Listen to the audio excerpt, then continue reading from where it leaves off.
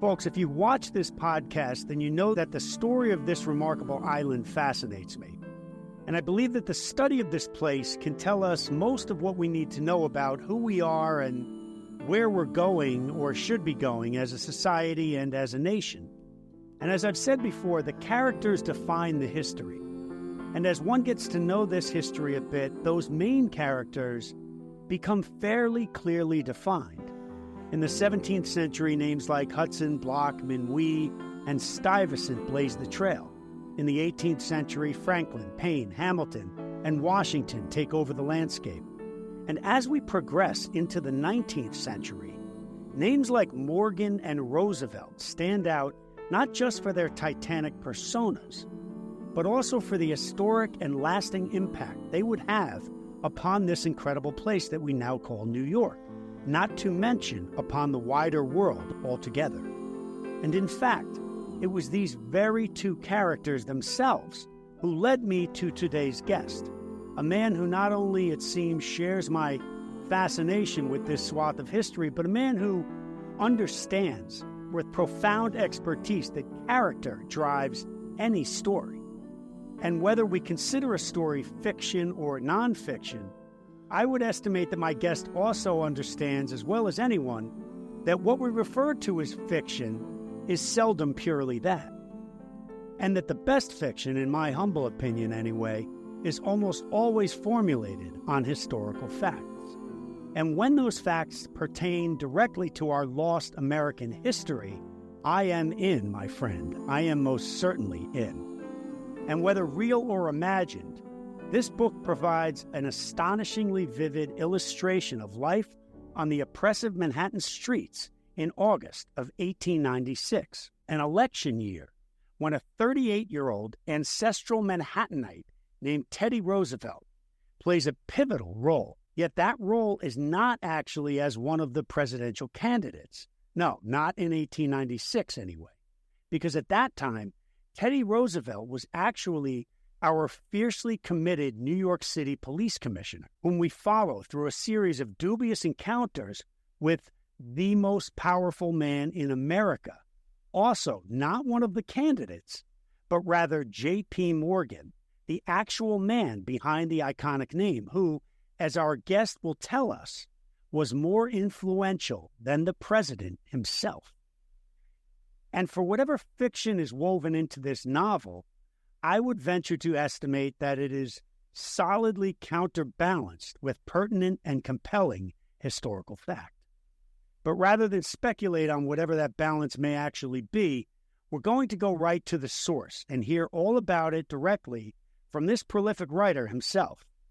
The book is Hot Tom, a mystery novel that takes place on the island of Manhattan in the sweltering summer of 1896, and we are exceedingly privileged to be able to introduce the brilliant creator of this fascinating tale right now, who goes by W.H. Flint, but he is also known as author, historian, scholar, and professor Gerard Helferich, whom we warmly welcome to the program now.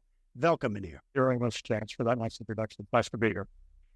Thank you so much. I am, as I said to you just before, I'm very, very excited to talk to you.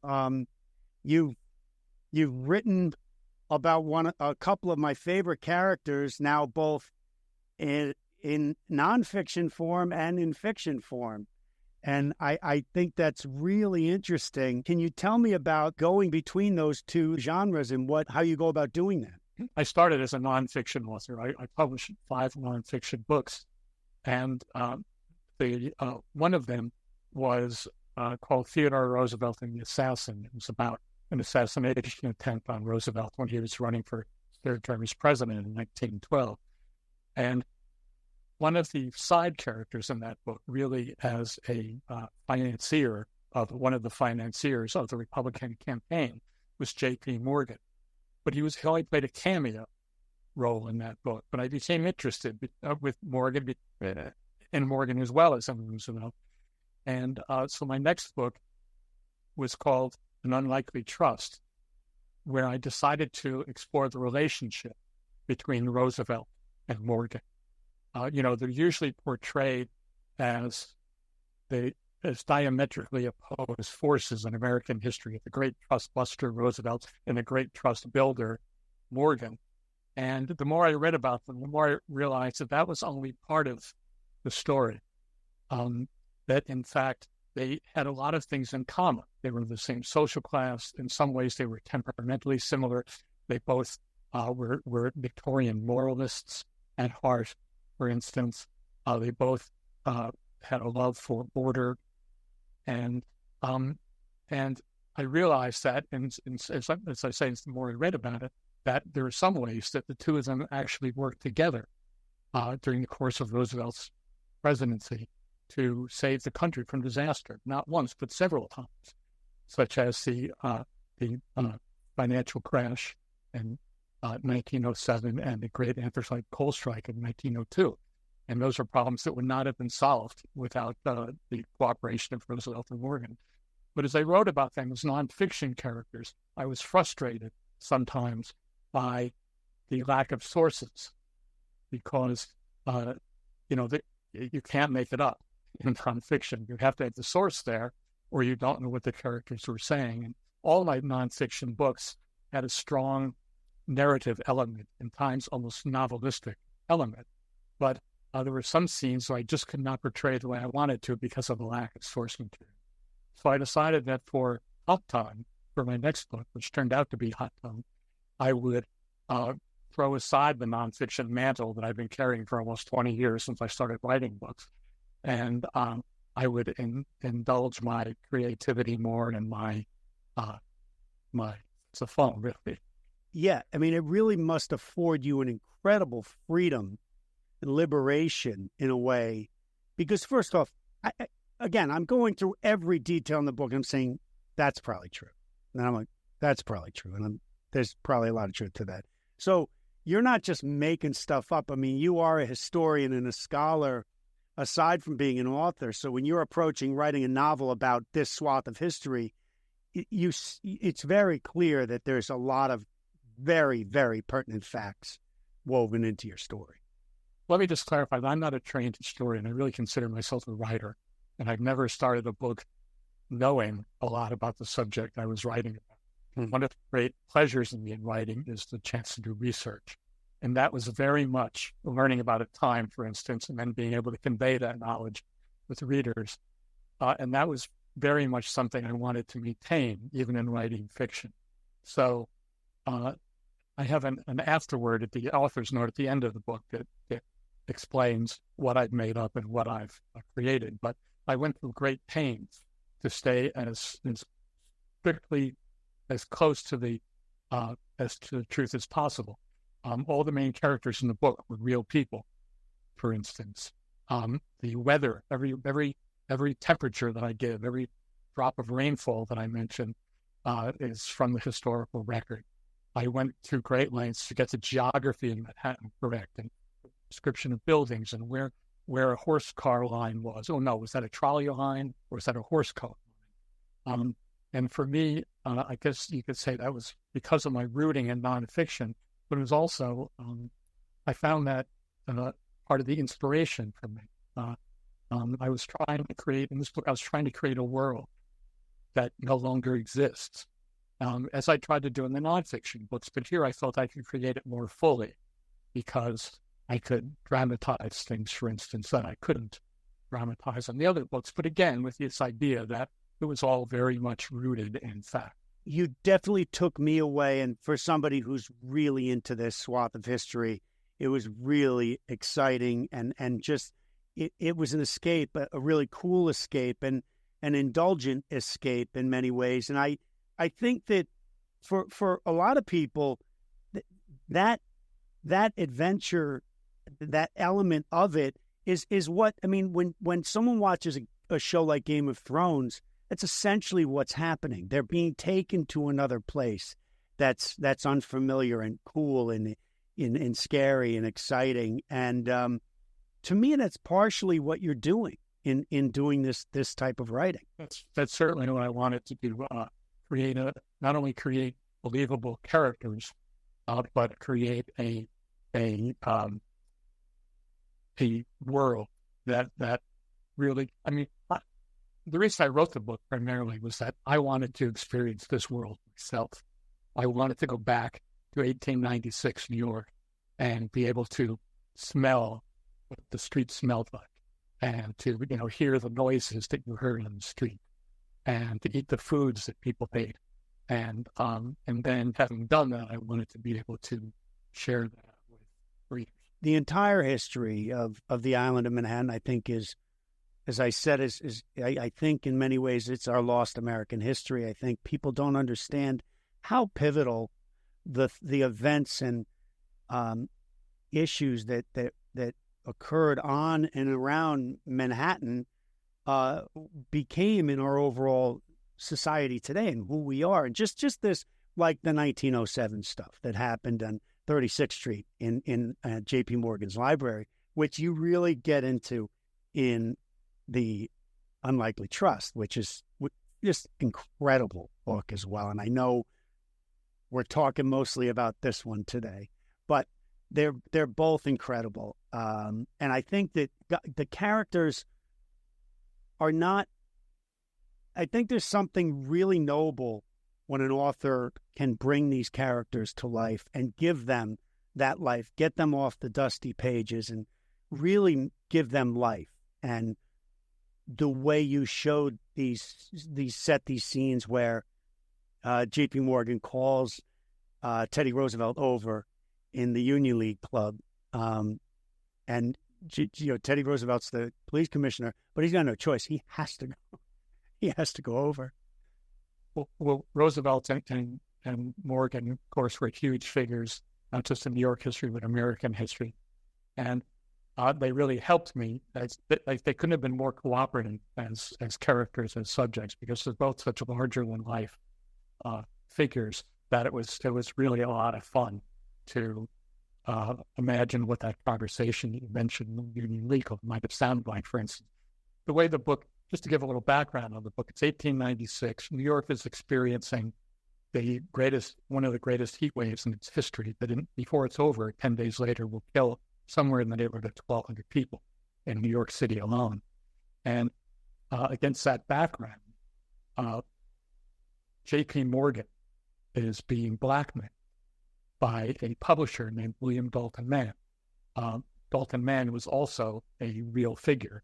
He was a publisher, and he was actually blackmailing J.P. Morgan, along with a lot of other prominent people in New York City.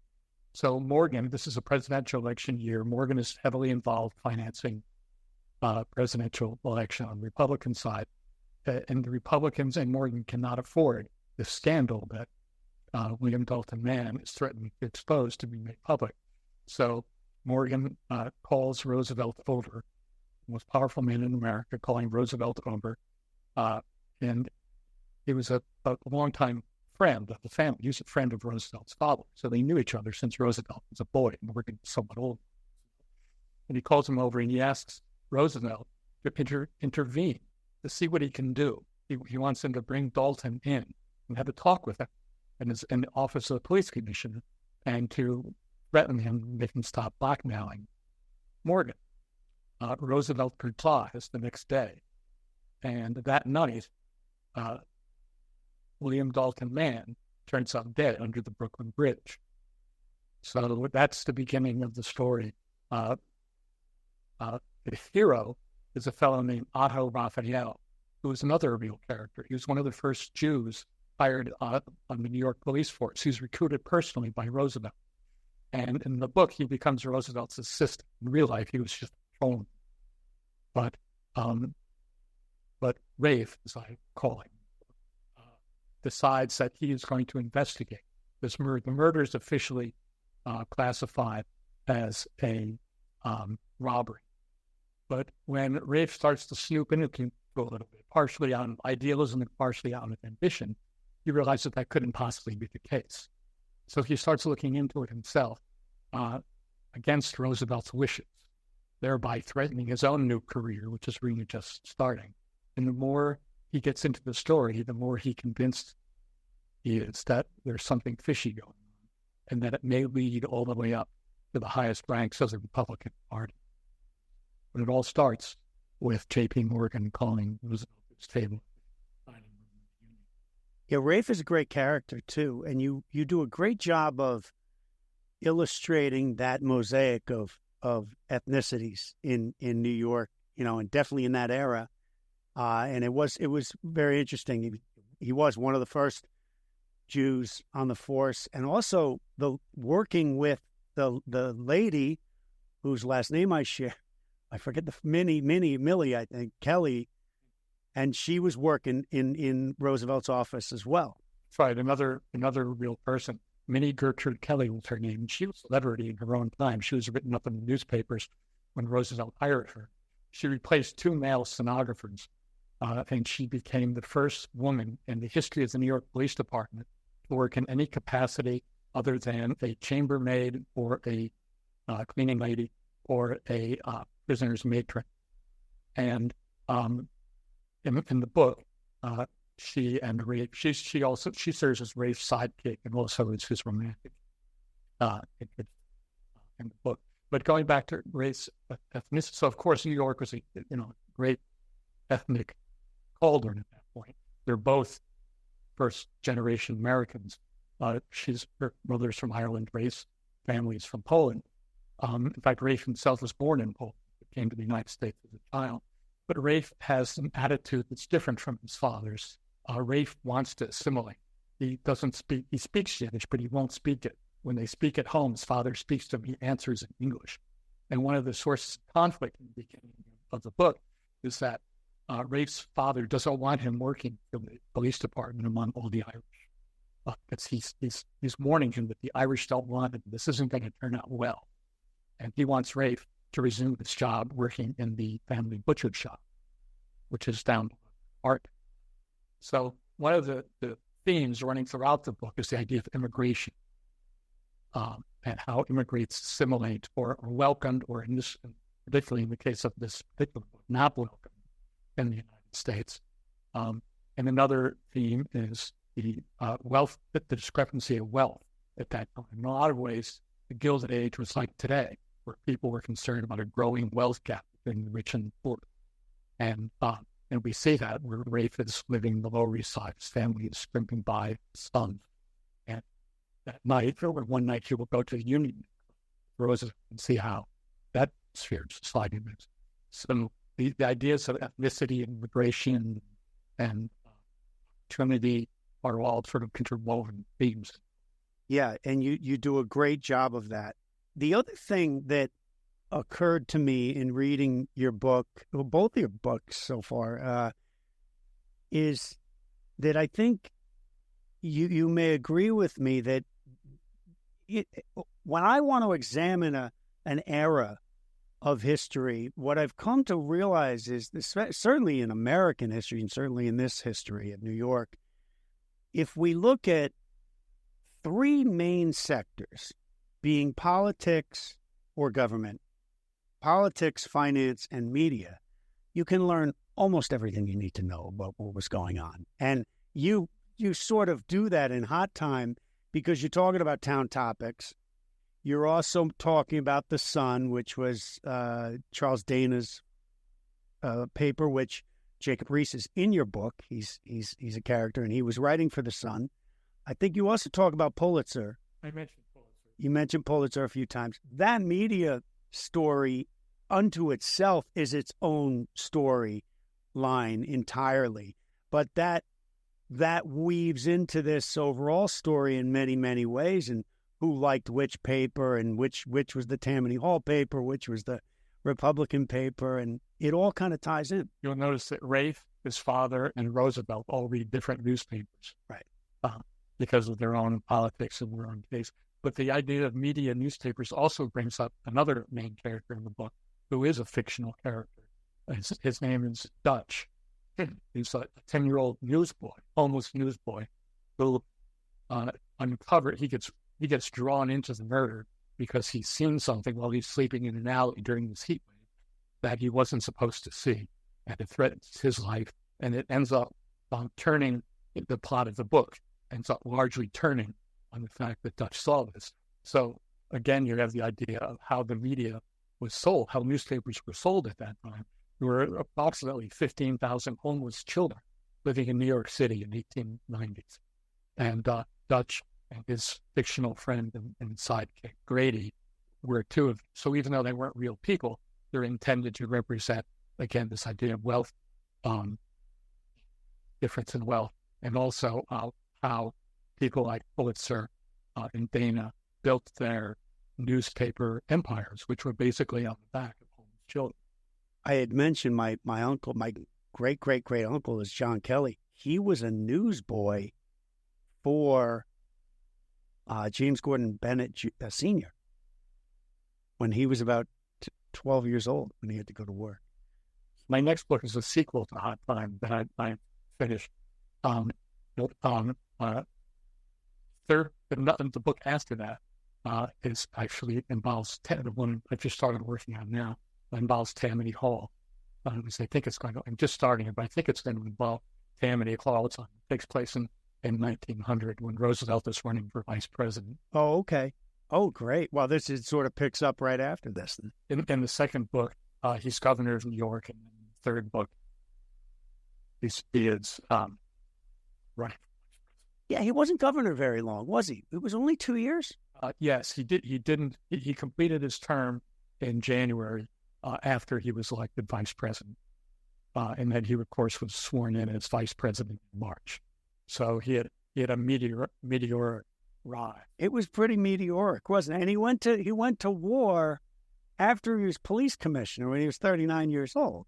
That's right. He was forced out, really, police commissioner. He was on the verge of losing his job. He didn't make a lot of friends as police commissioner.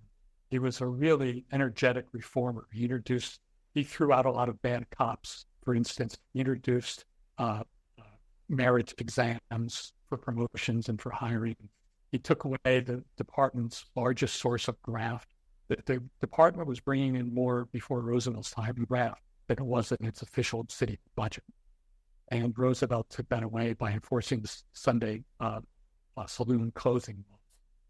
So that didn't endear him to a lot of people. And closing down the saloons didn't endear him to a lot of Democrats either, a lot of the immigrants. So Roosevelt didn't have many friends in New York. In fact, in the first chapter, when Roosevelt and Morgan meet at the Union Beat Club, Morgan thanks him, says, "Thanks to you, I'm no longer the most reviled man in New York City."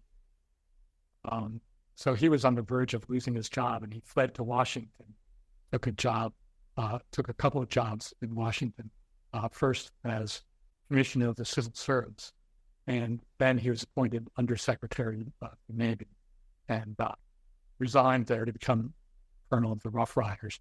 And he returned to the States after the short war, successful war in Cuba, a national hero. And the Republicans, who were thinking that they didn't have a chance to win the governorship of New York in 1898, recognized that Roosevelt was a true hero and on his way to becoming the most popular person in the world, was their candidate with a lot of promise. So they nominated vice president, and of course, less than a year after that, when McKinley was assassinated, he became president. The two of them together, again, an Unlikely Trust, your nonfiction book about these two, and Hot Time are both incredible because they profile the relationship between these two. They're really amazing characters. Is there anybody today who you can compare either one of these two to? I don't think so. I think that they're both unique, and I don't think they will ever be replicated. Roosevelt, just look at Roosevelt for a second. He's such a fascinating character. He's a great character to write about, whether in fiction or nonfiction. He is hugely intelligent. He is a dynamo. He's known for never sitting still. He wrote 40 books. Besides his political career, he wrote 40 books. He was a real progressive, trying to help. He was really dedicated to helping people less well off than himself. So that's sort of the part of the positive side. Of course, he's a tremendous conservationist.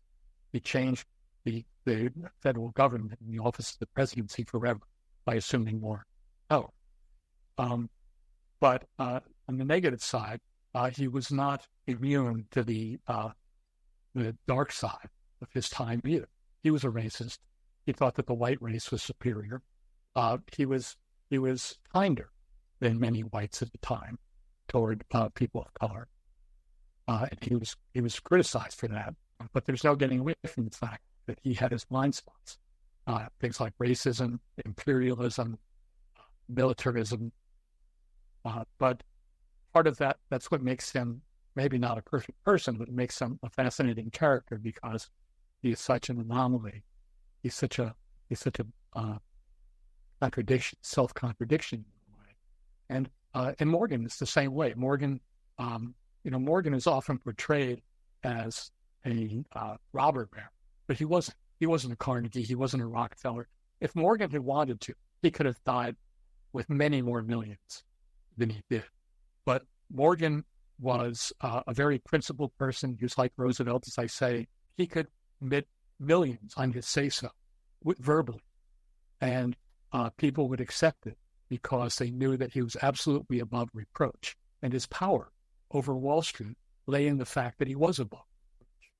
Everyone trusted him. Everyone looked up to him. So, so they were both unique. And after Morgan, no one else was that could. By the time Morgan died, the American economy had gotten so much larger, largely because of Morgan's own efforts. Right. Financing companies like U.S. Steel and AT&T, for instance, that Morgan had made himself obsolete by the time he died. So in the world of business, there could never be another Morgan because things had changed so much. Was J.P. Morgan our de facto Federal Reserve before there was a Federal Reserve? He absolutely, more than once, Morgan stepped in and personally saved the United States government from default.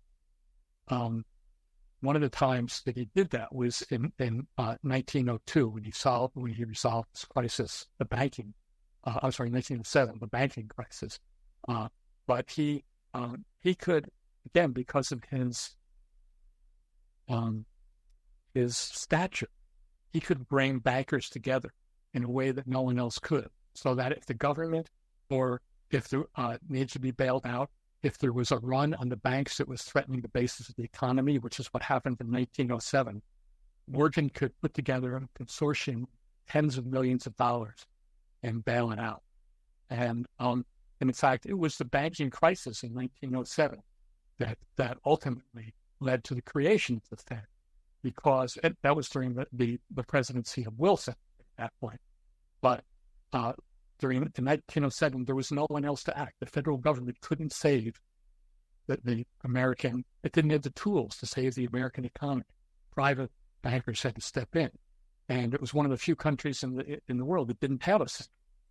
So it was so in 1913 that act was passed by Congress and the Federal Reserve was formed.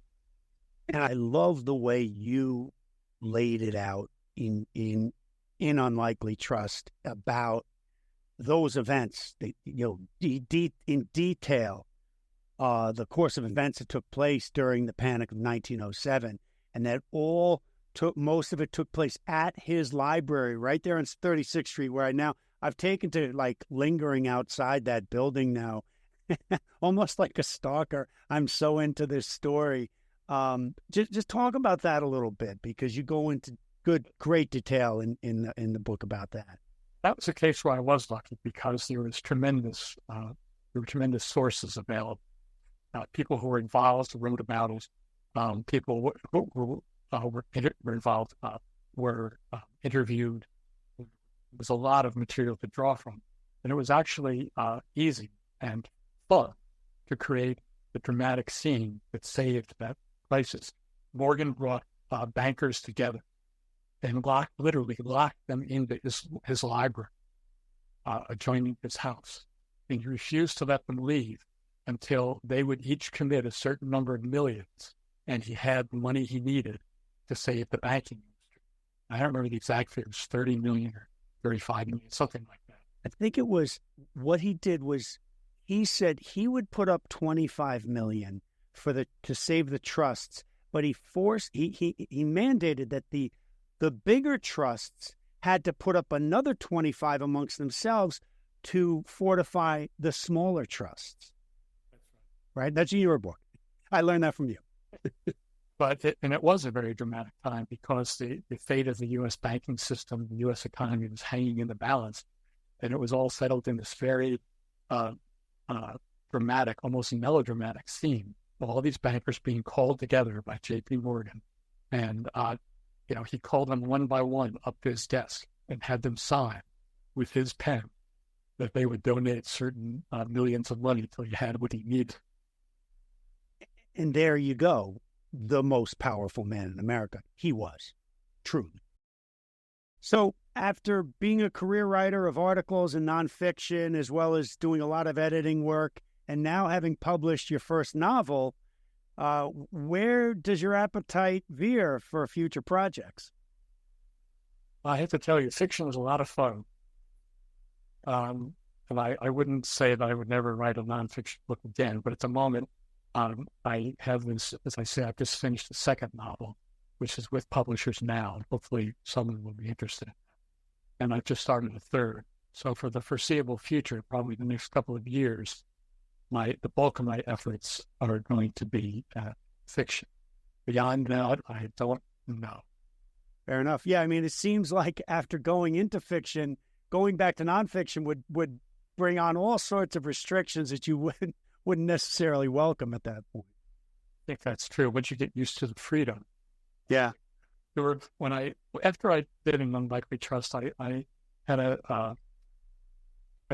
put some time into thinking what I wanted to do next. And I decided that the three most important things to me as a writer were the opportunity to do research and learn, and the opportunity to tell a story, and the opportunity to be able to play with the language, to